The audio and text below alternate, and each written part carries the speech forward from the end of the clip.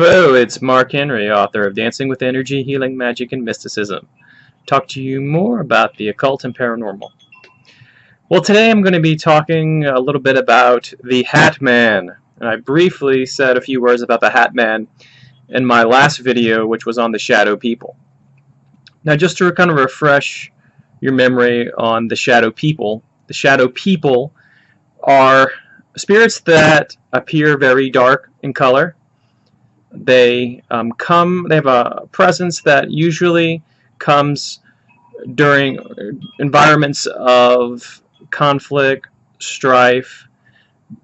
They've also been known to appear during bedtime when people are sleeping or when they just wake up, like in the middle of the night, for example. Shadow people are thought to be able to feed on the negative emotions of the people around them. And they're very frightening to a lot of people because they don't appear like ghosts. They're not white and wispy. They are dark and sometimes look opaque. So, and we have these associations with dark being evil.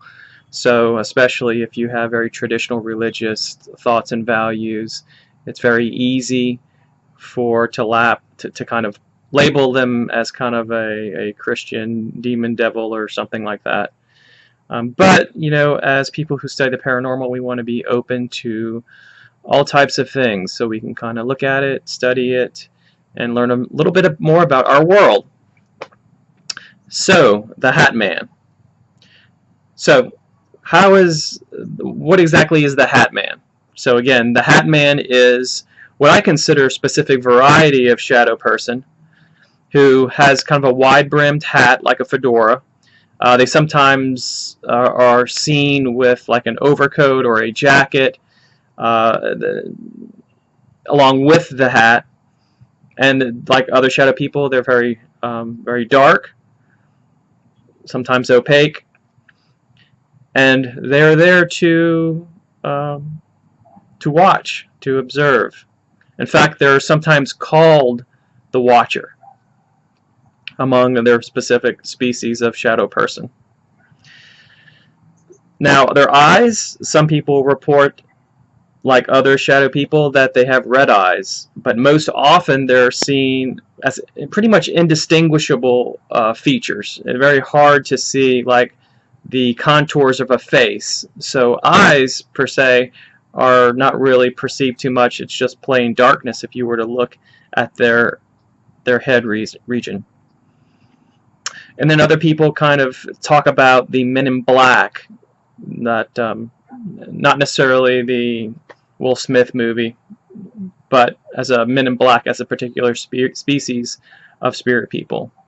So there's a lot of information to kind of peruse if you're interested into shadow people and Men in Black and that type of stuff. But I don't want to get too far off into that. So how are they different than the standard shadow people? Well, one is that they are thought to have a much stronger presence. They're thought to be more powerful.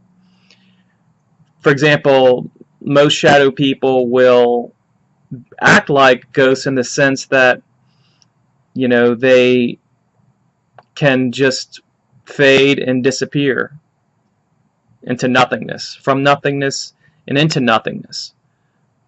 However, the Hat Man is often witnessed as doing something different.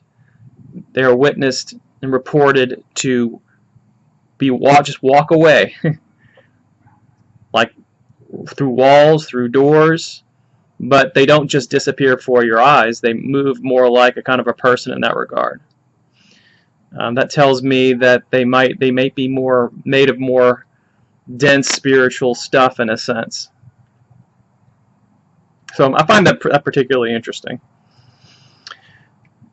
That is one of the reasons why they are more often perceived as kind of like a demon in a Christian sense, because of that particular aspect.